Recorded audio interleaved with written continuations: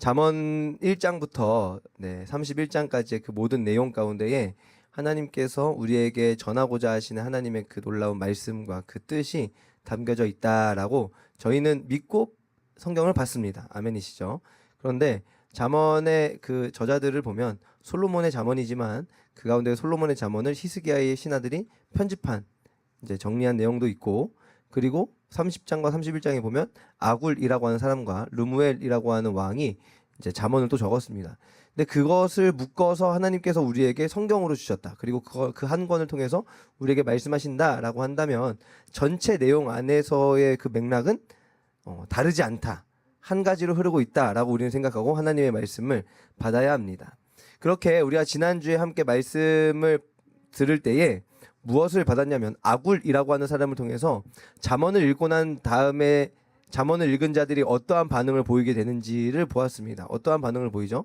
나의 비참한 현실을 보게 됩니다. 하나님을 알지 못하는 나의 무지함을 인정하게 되고, 그렇기 때문에 나는 하나님을 더욱 알아야 되겠다 라고 하는 결단과 그 가운데에서 하나님의 말씀을 붙잡고 세상을 분별하는 자의 삶을 이제 결단하고 그렇게 삶을 살아갑니다. 그런데 31장에 와서 보니 또 한 가지가 있습니다. 무엇이냐면, 그렇게 살려고 봤더니 내가 매 순간 매번 예배 가운데의 말씀을 듣고 하나님의 그 뜻 안에서의 그 지혜를 가진 자가 되었음에도 불구하고 내가 그렇게 살아가는 자가 되느냐라고 하는 질문에 나는 그렇게 살지 못하는 것 같은데 라고 하는 답을 우리가 할 수밖에 없는데, 그러한 모습을 오늘 잠언 31장도 동일하게 말하고 있다는 것입니다. 그래서 오늘 이 말씀이 어떻게 그렇게 말씀하고 있는지를 한번 살펴보겠습니다. 여러분, 지혜를 발견했어도요, 그 지혜를 제대로 사용하지 못하는 것이 오늘 우리의 현실입니다. 보세요. 기본적인 것에 대해서도 마찬가지로 그렇습니다. 자, 빨간불에 길을 건너면 돼요? 안 돼요? 안 되죠. 근데 빨간불에 길을 건너는 사람들이 있어요? 없어요? 있어요. 그럼 돼요? 안 돼요? 안 되는 거 아는데 왜 그렇게 할까요? 빨리 건너려고 뭔가 내가 급해가지고 그냥 급해서 빨간불 건너가는 거예요. 그쵸? 빨간불에 건너가면 폴리가 나타나가지고 그러면 안 돼요? 이렇게 교통안전을 알려주죠? 네, 맞아요. 그렇게 알려주죠. 맞아요. 그러니까 기본적인 그 지혜들을 우리가 모릅니까? 다 압니다. 빨간불에 길 건너면 안 된다는 거 다 압니다. 그런데 건너는 사람들 이야기를 들어보면 너무 급했어요. 이게 파란불인 줄 알았어요. 빨간불이고 뻔히 알면서 초록불인 줄 알았어요. 이렇게 거짓말까지 하면서 괜히 귀찮아서 기다리는 게 귀찮았어요. 만약 이렇게 말을 한다는 것이죠. 그런데 그 빨간불에 건너면 안 된다는 왜 안 되는지도 우리는 압니다. 빨간불에 건너면 왜 안 되죠? 빨간불에 건너면 사고 나니까, 위험하니까. 그걸 우리가 다 압니다. 그럼에도 불구하고 그걸 지키지 않는 우리의 모습들이 있다는 것입니다. 마찬가지로 우리가 하나님의 말씀을 통해서 무엇이 지혜인지를 발견했습니다. 발견했음에도 불구하고 그렇게 살아가지 못한다는 것이죠. 그 대표적인 사람들이 누구냐면요, 예수님의 제자들입니다. 예수님께서 십자가를 지시기 직전에 겟세마네 동산에 가셨을 때 한번 기도하시고 나서 마음이 너무나 괴로우셔서 와서 봤더니 제자들이 졸고 있습니다. 그래서 내 마음이 죽게 되었으니 자지 말고 깨어 있어라. 그리고 나를 위해서 기도해라. 이제 이렇게 말씀하시는 겁니다. 네, 나와 함께 깨어 있으라. 네, 말씀하시는데 이 말씀을 영어로 하셨습니까? 중국말로 하셨어요? 우리나라 말로 하셨어요? 아니요, 제자들이 알아들을 수 있는 말로 명확하게 말씀하셨을 겁니다. 그렇죠? 그걸 들었어요. 명확하게 무열아 졸지 마라고 말해줬어요. 말해줬는데 그러면 이걸 들었으니 인지하고, 그러면 제 아들의 마음이 어떤 마음이 들까요? 졸지 않고 깨어 있어야지라고 하는 결단이 듭니다. 오늘 밤새서 오셨는데 그렇죠? 하여튼 이게 그래. 그랬는데, 그래서 깨어 있어야지 이런 마음이 있는데 그런 결단들이 제 아들이 없었을까요? 명확하게 생겼을 겁니다. 우리 주님이 마음이 심히 고민하여 죽을 지경으로 고민하고 계신데 내가 너무나 졸리지만 그래도 깨어 있어야 되는 거야 라는 결단들이 있습니다. 그럼에도 불구하고 예수님께서 다시 기도하고 오셨을 때 봤더니 어떻게 하고 있습니까? 졸고 자고 있습니다. 그때 예수님의 평가가 무엇이죠? 마음에는 원이로되 육신이 약하도다. 이게 우리의 모습입니다. 그건 제자들이니까 그런 거죠. 나는 안 그래요. 이거 교만한 겁니다. 그러니까 이게 제자들 보면서 이 멍청이 같은 것들 이렇게 하면 교만입니다. 이거 교만이에요. 절대 그러시면 안 돼요. 네. 마음에는 원이지만 육신이 약한 그들의 그 모습이 누구의 모습입니까? 오늘 우리의 모습입니다. 예수님이 그렇게 명확하게 말씀하셨음에도 불구하고 마음의 원함이 막 일어났음에도 불구하고 넘어지는 그들의 모습이나 오늘 하나님의 말씀이 우리에게 주어지고 그 말씀 안에서 우리가 알겠어요. 하나님 내가 그렇게 살 거예요. 라고 하는 강력한 결단 가운데에 발걸음을 돌이켜 나의 삶의 현장 가운데로 나아가지만 그럼에도 불구하고 다시 졸고 넘어지고 쓰러지는 내 모습을 바라보게 되는 것이 오늘 우리다는 사실입니다. 이것이요. 제 아들의 고백만이 제 아들의 그러한 모습만 있습니까? 그렇지 않습니다. 또 누구의 모습이 있죠? 사도 바울의 모습도 있습니다. 사도 바울 로마서 7장 18절 19절 한번 읽어볼까요? 시작. 내 속 곧 내 육신에 선한 것이 거하지 아니하는 줄을 아노니 원함은 내게 있으나 선을 행하는 것은 없노라. 내가 원하는 바 선을 행하지 아니하고 도리어 원하지 아니하는 바 악을 행하는도다. 아멘. 이 고백은 특정한 누구에게만이 아닙니다. 하나님의 말씀으로서 우리에게도 주어지고 있습니다. 그러므로 선한 것이 내 안에 거하지 아니해서 내게 원함은 있지만 선을 행하는 것이 없는 내 모습을 우리는 인정하고 나의 연약함을 인정하고 하나님의 말씀 앞에 온전히 서야 될 줄 믿습니다. 그렇다면 이러한 말씀 앞에서 우리가 서게 될 때 르무엘 왕과 그 왕에게 주어져 있는 그 지혜의 말씀을 통해서 조금 더 자세히 살펴보기를 소망합니다. 잠언 31장 1절에서 2절 말씀을 봤더니 이 르무엘 왕의 이 잠언은 르무엘 왕이 말한 것이 아니라 르무엘 왕이 들었던 것을 말하는 겁니다. 누구에게 들었죠? 그 어머니에게 들었습니다. 그 어머니가요. 맹세하고 낳은 아들입니다. 맹세하고 낳았어요. 그런데 이 왕이 뭐 히브리 사람이냐 이스라엘 사람이냐 뭐 어느 나라 사람이냐 몰라요. 모르는데 맥락 안에서 그저 보기를 원합니다. 잠언이라고 하는 말씀 안에 들어가 있고 그 말씀의 맥락 안에서 보기를 원해서 이 서원은 하나님께 한 서원으로 보려고 합니다. 그러면 이것은 마치 어떠한 서원이냐? 사무엘을 구하는 한나가 하나님께 드렸던 기도의 내용과 같은 서원입니다. 하나님 제게 아들을 주시면 이렇게 하겠습니다. 하나님 제게 아들을 주시면 이렇게 하겠습니다. 이러한 기도입니다. 그러한 서원인데 그러한 서원 가운데에서 낳은 아들인 그 르무엘 왕이 왕의 임무를 수행할 때 어떻게 하기를 원했는가? 그 어머니가 잠언 31장 3절에서 5절처럼 하기를 원했습니다. 이걸 한번 읽어보겠습니다. 시작.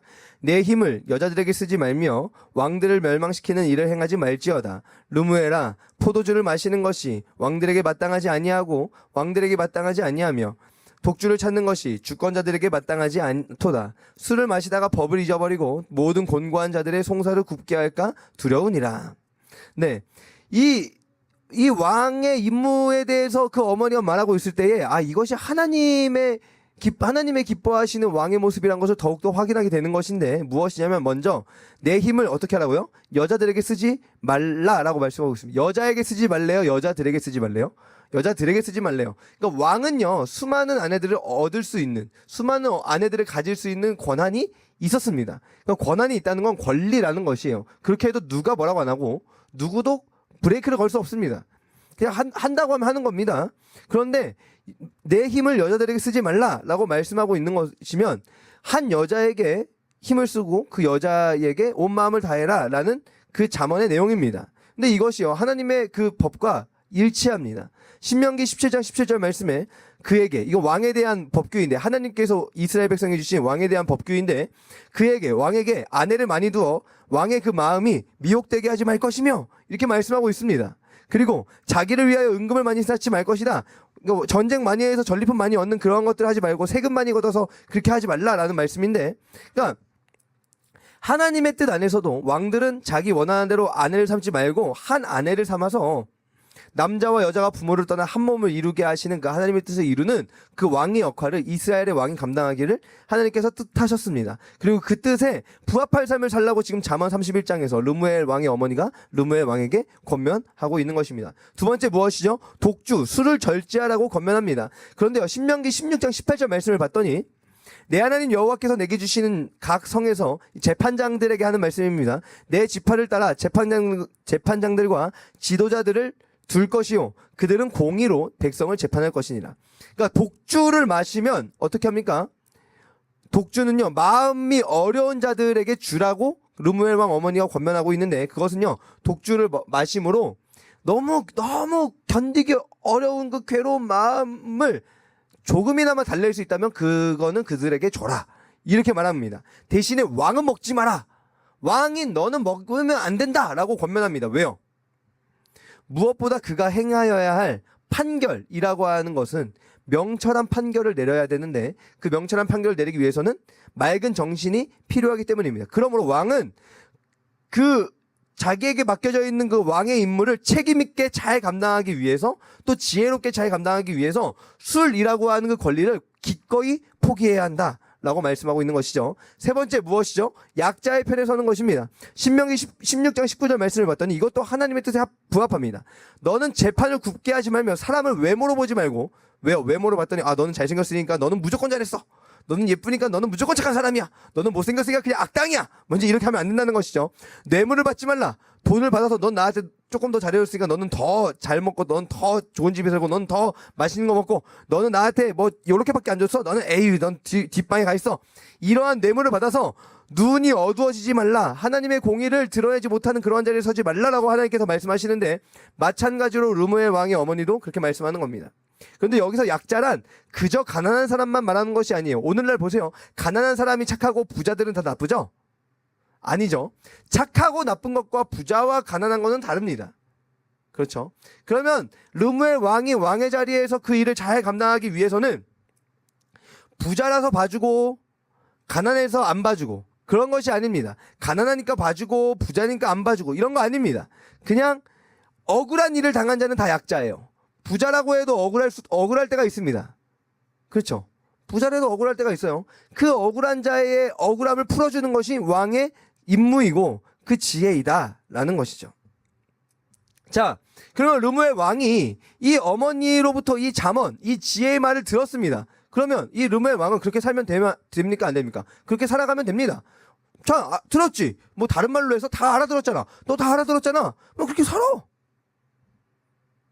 그럼 끝이에요. 그러면 잠언 31장은 그냥 9절에서 끝나면 됩니다. 근데 왜 10절 이유가 왜 있냐는 것이죠. 10절 이유가 왜 있는가?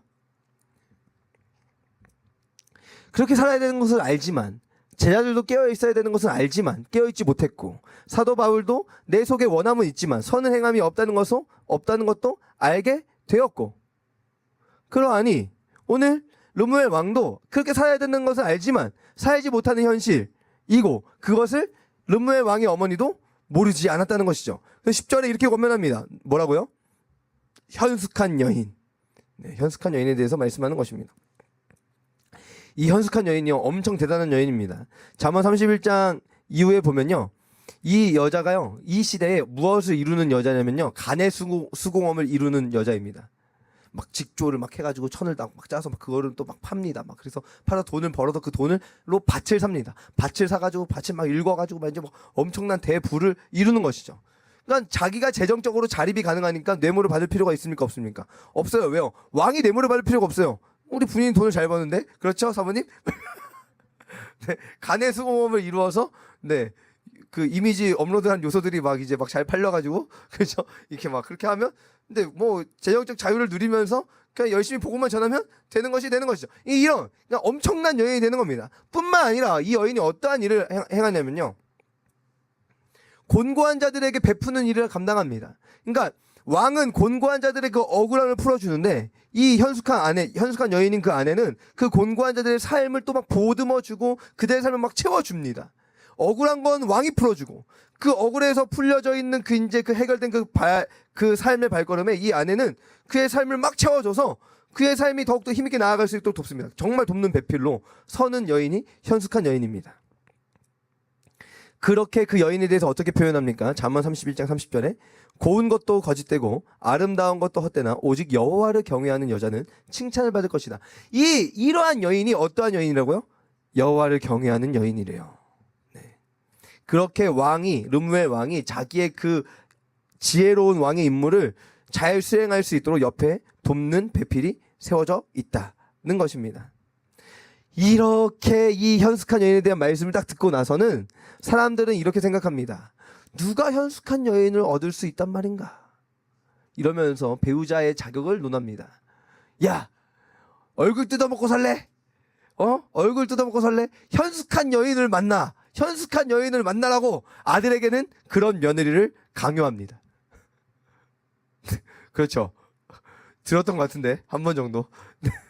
현숙한 여인 잠언 31장을 읽어보고 이런 여자를 만날 생각을 안 하고 막 제가 들었던 것 같은데. 그럼 어떻게 하죠? 딸에게 어떻게 하죠? 너 잠언 30장 읽고 이런 여자가 되라고. 목사님들은 교회 청년들한테 또 그렇게 얘기하는 겁니다. 그런 여자를 만나야 된다고. 그냥 눈에 막 예쁘면 다 좋다고. 그런 썩은 동태 눈을 가지면 안 된다고 막 이런 설교도 하고. 그렇죠? 막 여자들에게는 이제 이런 믿음을 잘 준비하라고. 맨날 이런 뭔가 배우자감이 되게 하기 위해서 잠언 31장을 사용하는데, 물론 이거 너무나 중요한 거죠. 그리고 이렇게 만약에 여성들이 이러한 모습으로 세워진다면 다른 뭐 남편에게 좋은 거 그런 거 아니고 본인에게 좋은 것입니다. 왜요? 여호와를 경외하는 자가 되어 있으니 진정 지혜로운 자가 되는 것이잖아요. 본인에게 좋은 겁니다. 그러니까 뭐 나쁜 게 아니에요. 그런데 이렇게만 이 말씀을 제안한다고 한다면 맥락을 잃어버리잖아요. 잠언 1장부터 서론부터 쭉 읽고 와놓고는 31장에 갑자기 뜬금없이 배우자감을 논하고 딱 끝나버리면 이상하잖아요. 그렇지 않아요? 이 뜬금없는 결말이 되는 거 아닙니까? 그래서 잠언 31장 중에 10절이 너무나 중요합니다. 10절을 한번 읽어보실까요? 시작. 누가 현숙한 여인을 찾아 얻겠느냐? 그의 값은 진주보다 더하니라. 자, 현숙한 여인은 그의 값이 어떻대요? 진주보다 더하대요. 잠언 3장 15절 말씀 한번 보실까요? 잠언 3장 15절. 거기 적혀있는 파란 글씨로 시작. 지혜는 진주보다 귀하니 내가 사모하는 모든 것으로도 이에 비교할 수 없도다.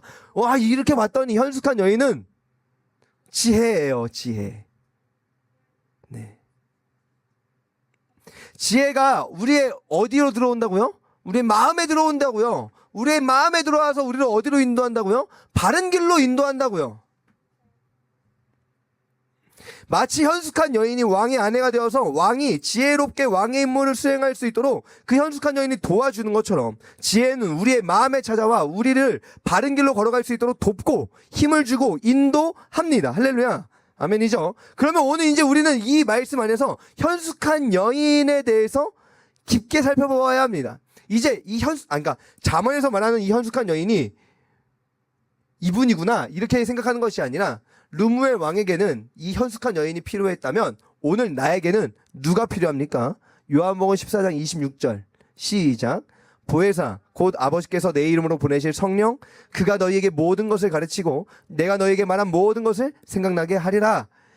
우리에게는 성령님이 필요하십니다. 그러니까 현숙한 여인은 성령님이다 이렇게 하시면 안 돼요. 이게 아니고 르무엘 왕에게는 현숙한 여인이 필요해서 그가 지혜롭게 왕의 임무를 잘 수행할 수 있도록 돕는 배필이 있었던 것처럼 필요했던 것처럼 오늘 우리에게는 예수님께서 주신 그 말씀과 그 말씀 안에서 보여주신 그 진리의 길이 보여지고 있는데 그 길을 잘 걸어갈 수 있도록 우리에게는 누가 필요합니까? 성령 하나님이 필요하다.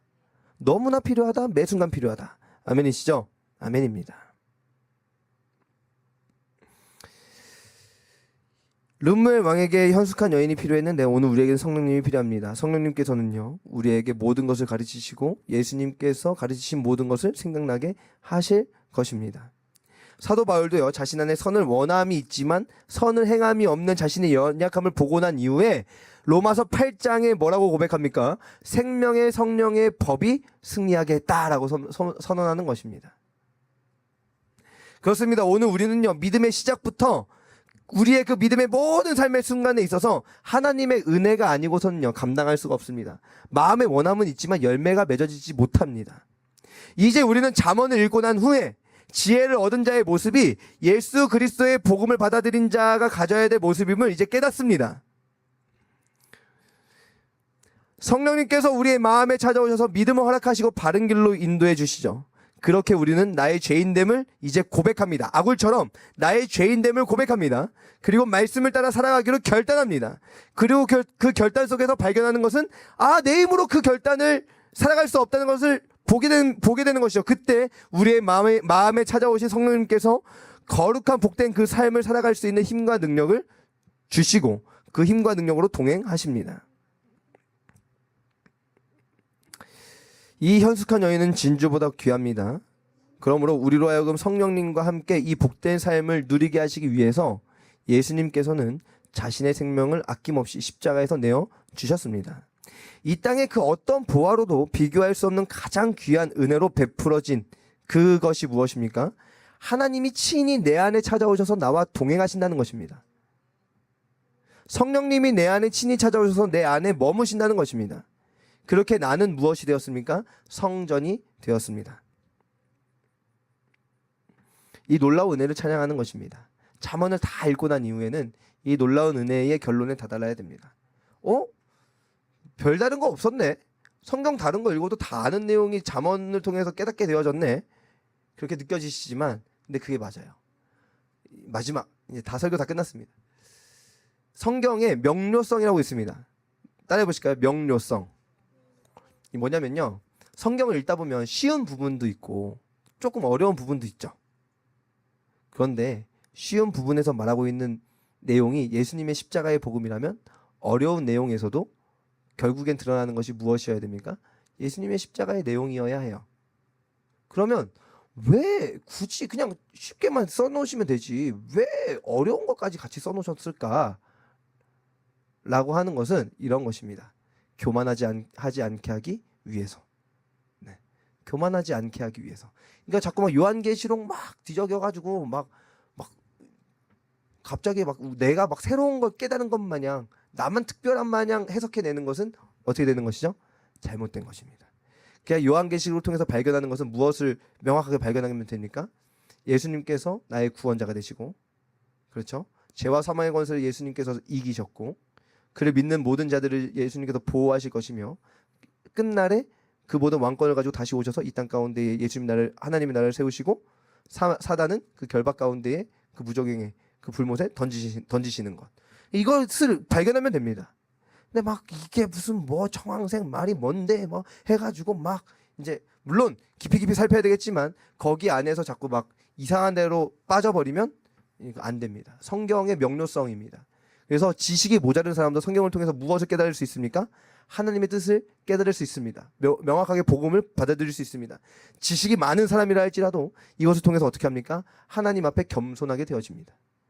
그러므로 오늘 잠언을 통해서 우리가 깨닫는 건 무엇이죠? 나의 죄인됨을 깨닫고 하나님이 너무나 필요하다는 사실을 또한 깨닫고 그것이 지혜임을 알고 지혜가 내 마음에 들어와서 나의 삶을 이끌고 가시는데 그것이 내 삶에 어떻게 이루어집니까? 성령님으로 이루어진다. 이것을 우리는 고백해야 될 줄 믿습니다. 오늘 이 하루도 또 이번 한 주도 잠언을 읽고 난 우리의 모습으로서 더욱 하나님을 바라보며 하나님과 동행하는 삶이 우리에게 가장 복된 삶임을 고백하며 살아가는 우리 모두가 되어지기를 간절히 소망합니다. 기도하겠습니다.